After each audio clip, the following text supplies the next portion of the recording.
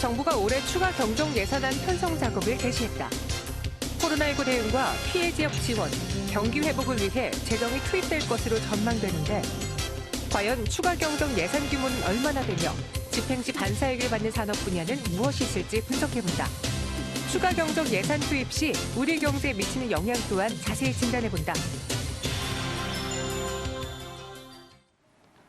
네, 이번에는 우리 경제에 대해서 좀 짚어보도록 할게요. 사실 정부가 이제 내놓을 수 있는 카드는 경기 부양책들입니다. 어떤 경기 부양책이 나올지 한양대학교 국제대학원 김광석 겸임교수와 함께하도록 하겠습니다. 안녕하세요. 네, 안녕하세요. 네, 안녕하세요. 지금 이 코로나19 때문에 네. 소상공인들도 힘들지만 거의 네. 모든 국민들이 다 힘들어하고 있어요. 집 밖에 못 나가고 소비도 불가능하잖아요. 네. 그래서 정부가 이달 말까지 1차 경기대책 패키지를 내놓겠다라고 했는데 네. 예상되는 내용들은 무엇이 있죠? 일단은 패키지는 크게 두 가지로 구분될 것 같아요. 네. 방역 부분이고요. 그리고 경제 이 두 가지 부분일 텐데요. 첫 번째는 이제 코로나19를 이제 조기 종식하기 위한 노력을 위해서는 방역 또 감염병 예방 이런 부분에 많은 대응책이 필요합니다. 그런 과정에서 필요로 하는 이런 예산 지출 이런 것들이 필요하기 때문에 이 부분에 대한 주요 정책들 발표될 것으로 보고 있고요. 또 우리 경제의 어떤 소비나 투자 그리고 수출 3대 축이라고 볼 수 있는데 이 세 가지 영역 모두가 굉장한 비상사태라고 볼 수 있겠습니다. 결국 이제 소비 부문, 투자 부문, 수출 부문에 이런 위축된 그런 경제를 이제 둔화세를 이제 회복으로 전환하기 위한 노력 이런 부분에 대한 보강 대응책들을 마련할 것이고요.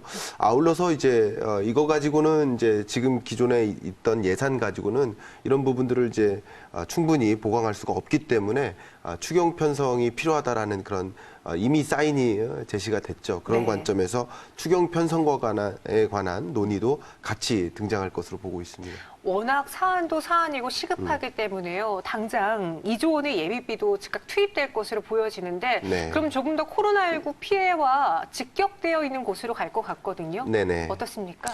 일단 2조 원의 예비비 같은 경우는 직격적인 부분에 많이 투입될 것으로 보고 있습니다. 먼저 이제 보건, 방역, 또 의료 이런 부분에 대한 예산이 집중될 것으로 보고 있는데 가장 대표적인 예가 이제 마스크를 무상으로 보급하는 것이죠. 그렇죠. 이미 그런 것들이 시행됐는데 전반적으로 마스크 보급을 무상으로 확대하는 그런 과정이 있고요. 또 2차 감염이 이미 시작됐기 때문에 2차 감염에 대한 예방책으로서 전수조사를 이야기하고 있습니다. 역시 전수조사를 시행하는 과정에서는 상당한 자금이 필요로 하기 때문에 이 부분에 대한 예산 활용될 것으로 보고 있고요. 앞서 말씀드린 것처럼 방역도 중요하지만 경제적인 충격도 상당하기 때문에 네. 경제적 충격이 가장 많이 집중된 그런 영역 주요 산업들, 항공과 여행 산업도 마찬가지고요. 그리고 여러 소상공인들의 피해도 있습니다. 그런 것들로 인한 고용의 유실 이런 문제들도 심각합니다. 고용이 유출되는 과정에서 소득이 줄어들고 그것이 또 이제 소비를 또 위축시키면서 경제를 이제 악순환의 고리로 만들기 때문에 이런 것들을 또 차단하기 위한 이런 분야의 예비비가 집중적으로 투입될 것으로 보고 있습니다. 말씀하신 것처럼 요즘 마스크 구하기가 너무 힘들거든요. 가격도 급증했기 때문에 정부 차원에서 매점 매석을 막고 그리고 네. 앞으로 이런 물량을 충분히 확보해서 지원을 하겠다라는 네. 그 움직임 보여주고 있는데 그 2조 원도 막대한 돈이거든요. 이 네. 자금을 어디서 마련할까요? 일단 2조 원의 예비비는 네. 먼저 정부의 본 예산, 이제 512조 원에 해당되는 본 예산이 있죠. 이 본 예산 외에 총 3조 4천억 원에 해당되는 가용자원이 있습니다. 3조 4천억 원에 해당되는 가용자원을 이제 두 가지로 구분하면 목적 예비비 2조 원이 되겠고요. 나머지 일반 예비비 1조 4천억 원이 되겠습니다. 이 가용자원 3조 4천억 원을 일부에 해당하는 일부를 이렇게 사용하겠다라는 것이고 또 목적 예비비 중에서도 1,041억 원 정도는 방역 대응 체계를 확충하는 데 우선적으로 지출하기로 이미 얘기가 됐기 때문에 국무회의에서 최종적으로 이미 의결이 된 상태입니다. 그리고 지자체 같은 경우도 예비비와 재난관리기금 등을 통해서 이미 1,082억 원 정도를 재정을 신속히 집행하기로 의결을 내린 상태라고 볼 수 있겠습니다. 근데 이 총 512조 원의 예산도요. 사실 슈퍼 예산으로 말이 좀 많았던 상황이었잖아요. 네. 근데 이를 집행한 지 2달도 안 돼서 뭐 추가 예산을 짜야 되고 추경을 해야 되고 좀 돈 나갈 곳들이 많은데 네. 그런 여력은 충분히 있어요? 어때요, 교수님? 일단 두 가지인데요. 네. 많은 분들께서 또 많은 시청자 여러분들께서도 비판을 하기도 합니다. 왜냐하면 지금 재정 적자가 심각하고 재정 네. 건전성 문제가 또 중요한 대안으로 우리 문제 중에 하나로 경제 문제로 하나로 등장하고 있는데 이렇게 그렇죠. 막대한 추경 편성해가지고 재정 건전성을 위축시키면 향후 경제 어떻게 할까라는 질문들을 많이 하시는데 첫 번째 중요한 것은 재정 건전성이 악화되는 건 맞습니다. 왜냐하면 부채에 의존해서 정부도 부채에 의존해서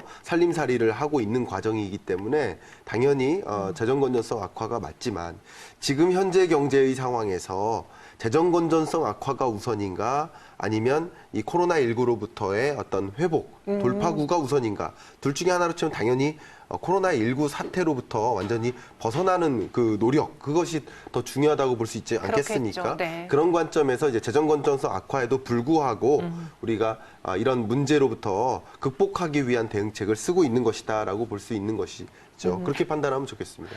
맞아요. 말씀하신 것처럼 지금 워낙 사안이 힘들고 그리고 다들 이 코로나19 때문에 피해를 받고 있으니까 이 부분에 대해서 저희가 간과할 수가 없는 거거든요. 정부 차원에서는. 네. 그럼 다른 나라들과 비교해 봤을 때 우리나라의 국가 채무 상황은 그래도 안정적인 편인가요? 네, 그렇게 또 판단할 수도 있겠습니다. 물론 네. 비교하는 비교 잣대, 비교 대상 국가들이 어떤 국가이느냐에 따라서 좀 또 달리 판단될 수도 있겠지만 그렇겠죠. 국가 네. 채무 비율 자체가 그렇게 심각한 상황은 아니라고 볼 수 다행이네요. 있겠고요. 네. 물론 18년 예산안, 19년 예산안, 20년 예산안 3개년 연속으로 수포 예산안을 짰고요. 17년부터 계속 추경을 편성했습니다. 그러니까 이제 굉장히 확장적인 경기를 부양시키기 위한 그런 예산을 계속 마련한 건 사실이고요. 그런 과정에서 국가 채무 비율이 계속 늘어난 것도 사실입니다. 그러나 이것이 국가 부도 문제로 전이될 가능성까지는 아직 너무 예단할 수 없는 상황이라고 볼 수 있기 때문에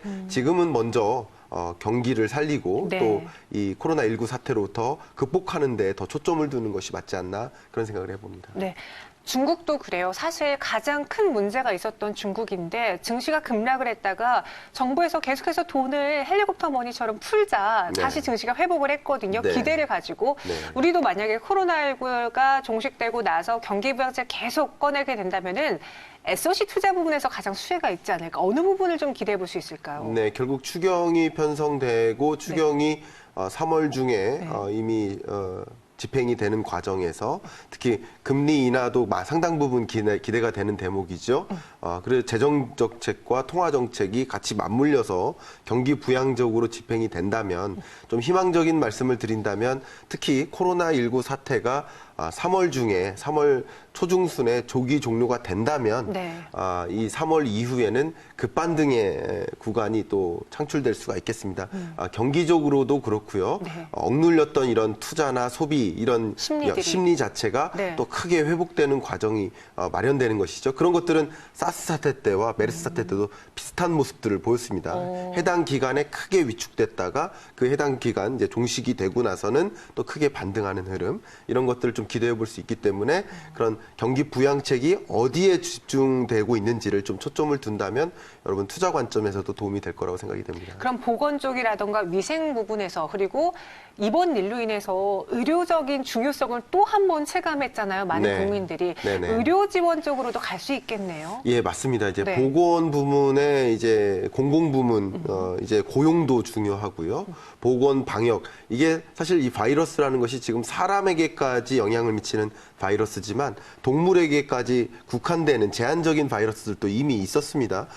올해 초에도 돼지열병이 또 심각하기도 했었고요. 네. 이런 것들 관점에서 방역이나 보건, 위생 분야는 굉장히 중요한 영역이라고 더 한 차례 더 이제 강조가 될 것이고 그런 관점에서 그런 부분을 중심으로 한 예산도 편성이 되고 그리고 그런 부분을 중심으로 한 R&D라든가 그리고 사회 간접 자본 마련 이런 부분들도 신경을 쓸 것이기 때문에 이런 부분에 대한 어떤 반사이익 것 같은 것들도 좀 나타날 수 있겠다 이렇게 볼 수 있겠습니다. 마지막으로 교수님께서 그러셨잖아요. 코로나19가 이제 종식되고 나면은 그동안 억눌렸던 심리 때문에 이제 소비 심리도 늘어나고 투자 심리도 개선되면서 증시도 반등을 할 수 있다. 네. 근데 그 시기가 길어지기보다는 짧아져야지만 반등에 대한 그 성능도 강하지 않을까 싶기도 한데요. 네. 이 코로나19 이후에 우리 경제에 좀 변화가 있다면 무엇을 주로 봐야 될지요? 우리 경제 구조 자체의 변화도 있습니다. 결국 이제 이 코로나19에 따른 뭐 여러 글로벌 밸류 체인상의 일부의 어떤 조정, 중국의 어떤 조업 중단으로 인해서 우리나라의 제조 가동률도 떨어지고 하는 부분들이 있지 그렇죠. 않았습니까? 그런 네. 관점에서 제조업의 내실화 그리고 자립화를 더 추진할 수 있습니다. 마치 한일 무역 전쟁으로 인해서 주요 소재와 부품, 장비는 우리가 국산화하자, 자립화하자 하는 노력을 집중했었던 것처럼 글로벌 밸류체인상의 이런 문제들 때문에 중국에 대한 의존도를 좀 낮춰나가는 그리고 그런 중요한 부분의 어떤 부품과 자재에 대한 국산화 이런 노력들의 과정에서 제조업의 어떤 고도화라든가 제조업 경기의 좀 회복 이런 것들도 연출될 수 있겠다라고 볼 수 있겠습니다. 네, 알겠습니다. 이렇게 코로나19가 우리 경제에 어떤 영향을 미치고 있는지 정부가 내놓을 수 있는 카드, 그 이후의 시나리오까지 이야기 들어봤습니다. 김광석 겸임 교수님과 함께했어요. 고맙습니다. 네, 감사합니다.